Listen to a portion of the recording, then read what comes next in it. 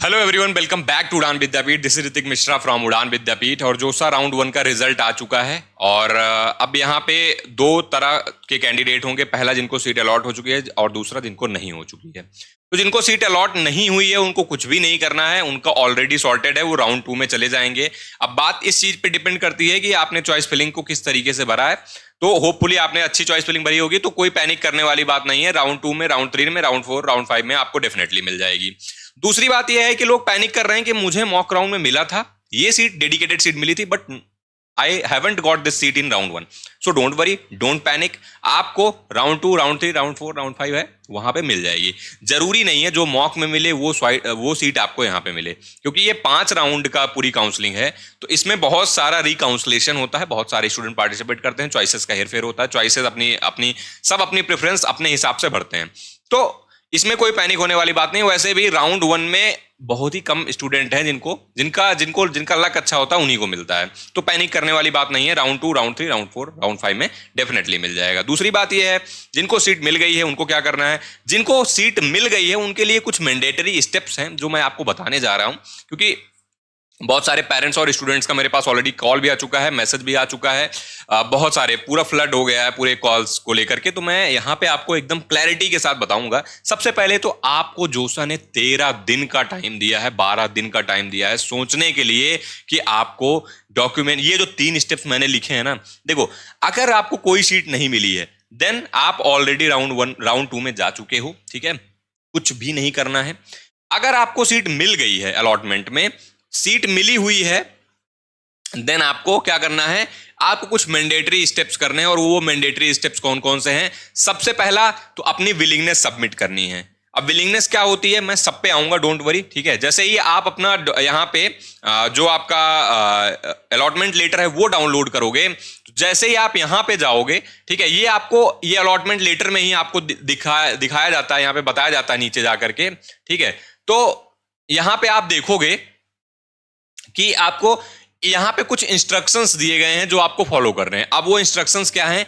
ए number का instruction जो है, सबमिट योर विलिंगनेस। अब विलिंगनेस आपकी 3 तरीके की होगी, फ्लोट, स्लाइड, फ्रीज, ठीक है। स्टेप बाय स्टेप चलता हूं, सबसे पहले विलिंगनेस पे आता हूं। अब विलिंगनेस में आपको सबमिट क्या करना है, ठीक है, उस पे आते हैं हम। विलिंगनेस में आपको क्या सबमिट करना है? तो विलिंगनेस में आप इस तरीके से, आपके पास 3 ऑप्शन होंगे। ये जो आपने चॉइसेस भर रखी है ना, जो आपने लिस्ट ऑफ चॉइसेस भर रखी है, उसके डिपेंड करता है कि अगर आप उन चॉइसेस में से चाहते हो कि भाई मेरी जो सीट है वो लॉक कर दी जाए, जो भी सीट मुझे मिल गई है अभी, अगर वो लॉक करना चाहते हो तो आप फ्रीज ऑप्शन चूज करोगे। लॉक मतलब फिर आप राउंड 2, 3, 4, 5 से बाहर हो चुके हो, यू आर आउट, ठीक है। आपकी जो सीट है वो लॉक कर दी गई है और आपकी ये सीट किसी को नहीं दी जाएगी, किसी को नहीं दी जाएगी। ध्यान से सुनना। दूसरा ऑप्शन आता है आपका फ्लोट का। फ्लोट का ये मतलब होता है कि जो भी आपने चॉइसेस भर रखी हैं, जो भी आपने चॉइसेस भर रखी हैं 1 से लेके 100 तक, मान लो आपको 50वें नंबर की चॉइस अलॉट हो चुकी है, तो पहली चीज तो ये मान लो कि 50 से लेकर 100 तक की चॉइसेस आपकी कैंसिल हो जाती हैं। मतलब अब उनके मिलने के चांसेस ऑलरेडी नेग्लिजिबल हैं, मतलब कि आपको 50 नंबर वाली चॉइस मिल गई। नीचे वाली जो चॉइसेस हैं, ठीक है, मेरी बात बहुत ध्यान से सुनना, नीचे वाली चॉइसेस हैं ये आपकी मतलब नेग्लेक्ट कर दी गई हैं। अब ये मिलने के चांसेस आप मान के चलो नहीं है।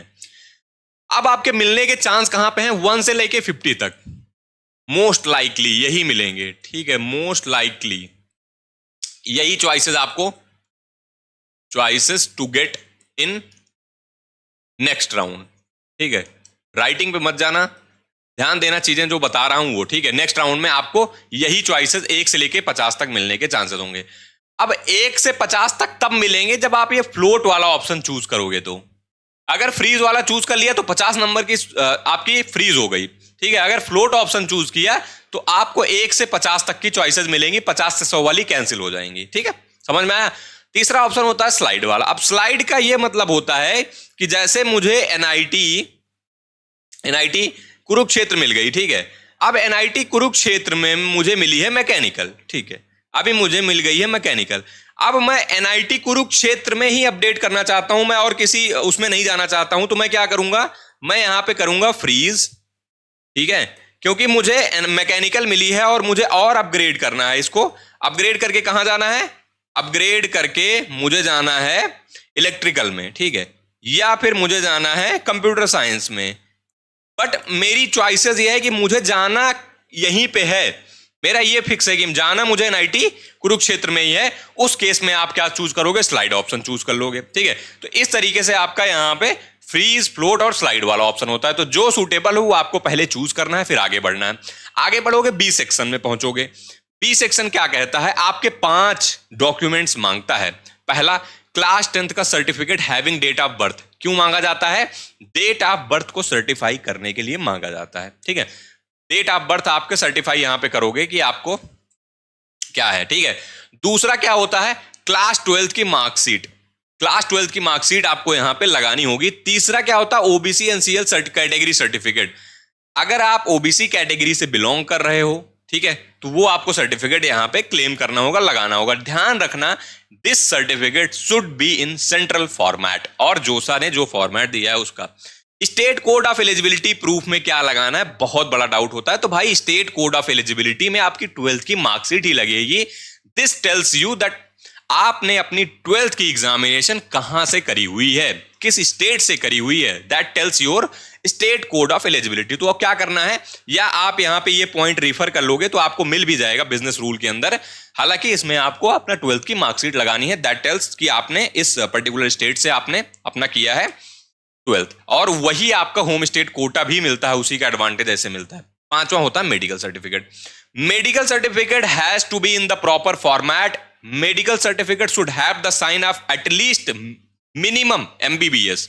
अगर एमबीबीएस तक के भी उसके नीचे के साइन है तो एक्सेप्ट नहीं किया जाएगा। कोई बात नहीं, 13 दिन का टाइम मिला है, क्वेरी रेज होगी। याद रखना, इन पांचों में अगर आपने कुछ भी गलत भर दिया या आपसे मिस्टेक हो गई तो आपकी क्वेरी रेज होगी। एक बात ये बता रहा हूं, ये कोई नहीं बताएगा आपको, ये बहुत इंपॉर्टेंट है। कुछ भी गलत भरा तो क्वेरी रेज होगी, और आपके पास 13 दिन है, 12 दिन है करने के लिए। तो आप आराम से इसको चूज करके क्वेरी रेज करके कर लेना। अब यहां पे उसके बाद आता है तीसरा स्टेप, पे सीट एक्सेप्टेंस फीस। अब आपको सीट एक्सेप्टेंस फीस इन्होंने यहां पे 30,000 कर दी है, ये बहुत अच्छी बात है इस बार, ठीक है। तो जनरल ईडब्ल्यूएस को यहां पे और ओबीसी एनसीएल को 30,000 रुपए का पेमेंट करना है, एंड जो भी एससी एसटी कैंडिडेट है उनको 15,000 का पेमेंट करना है, ठीक है। तो अगर आप अपनी फ्लोट चूज करोगे तब भी आपको पेमेंट करना है, फ्रीज चूज करोगे तो करना ही करना है, और स्लाइड चूज करोगे तब भी करना है। Basically if you have got the seat, you have to pay the seat acceptance fees, that is important, okay. ये चीज आपको करना है।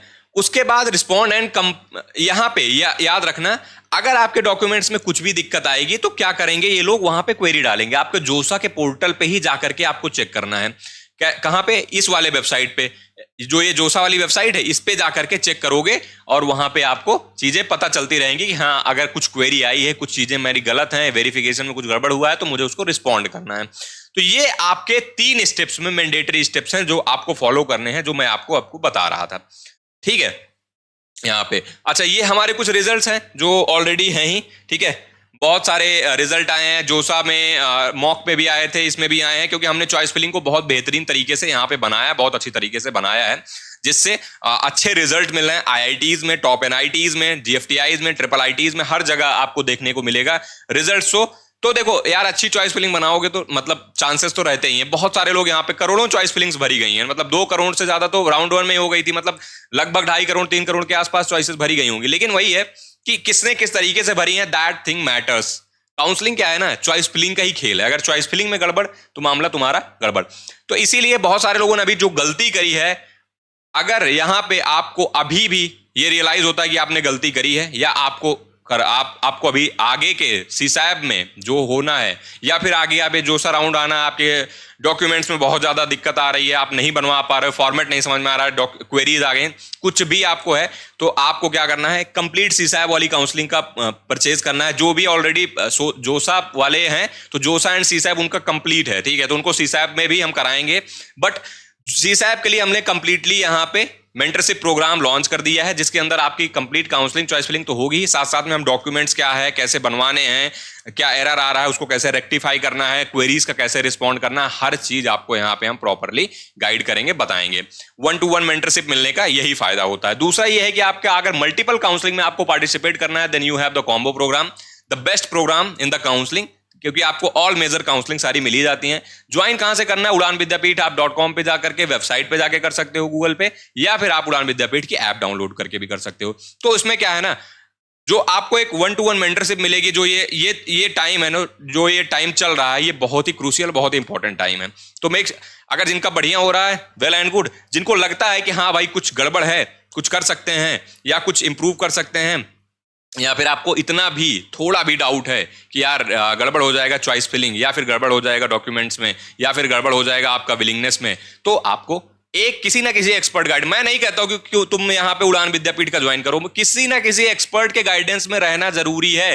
Counselling is the game of expert, मतलब आपको नॉलेज, इंफॉर्मेशन और आपको बहुत सारा एक्सपीरियंस तो होना ही चाहिए, ठीक है? तो तभी आप सही तरीके से कर पाओगे, अदरवाइज गलतियां होने के चांसेस ज्यादा रहते हैं, ठीक है? तो हालांकि ठीक है, ये तो रिजल्ट है। मैंने जो इंपॉर्टेंट चीजें आपको बतानी थी वो मैंने ऑलरेडी आपको बता दी है, ठीक है? और मैं आपको ये दिखा भी देता हूं, आप अगर जोसा के शेड्यूल पे जाओगे तो आपको 13 से लेके 26 जून तक का ये ऑनलाइन रिपोर्टिंग, सीट एक्सेप्टेंस में और अपलोड डॉक्यूमेंट्स, क्वेरीज रिस्पॉन्ड, ये आपको यहाँ पे दिया गया है। तो आपके पास यहाँ पे बहुत सारा टाइम है, आप टाइम लो, टाइम अपना आराम से सोचो, 1 दिन 2 दिन का टाइम लेके, उसके बाद अपनी विलिंगनेस सबमिट करना, उसके बाद अपना फ्रीज फ्लोट करना, उसके बाद अपना डॉक्यूमेंट अपलोड करना। Document, make sure your document should have in the proper format. नहीं है तो बनवा लो यार, अभी बहुत टाइम है, ठीक है? नो प्रॉब्लम, बनवा लो, ठीक है? अगर नहीं है, अभी नहीं बना, फॉर्मेट पे नहीं है, तो 12 दिन बहुत होते हैं, एनफ टाइम है, तुम बनवा लो जा करके और ठीक कर लो। अच्छा, जिन्होंने अपने डॉक्यूमेंट्स और अपनी पेमेंट पहले प्री पेमेंट कर दी थी, जो मैंने पहले बताया था वीडियो में कि नहीं करना है, कर दी थी, दैट इज ओके। आप देख लेना, आपके फॉर्मेट में डॉक्यूमेंट्स होने चाहिए, और आपने अगर पेमेंट फी कर दी है तो जो मैंने स्टेप्स दिखाए हैं वो स्टेप्स में आपका ग्रीन लिख के आएगा आपकी प्रोफाइल पे, तो वो ग्रीन हो गया है कि नहीं वो मेक श्योर करना, ठीक है? चलो मिलते हैं नेक्स्ट वीडियो में, टिल देन जय हिंद, जय भारत।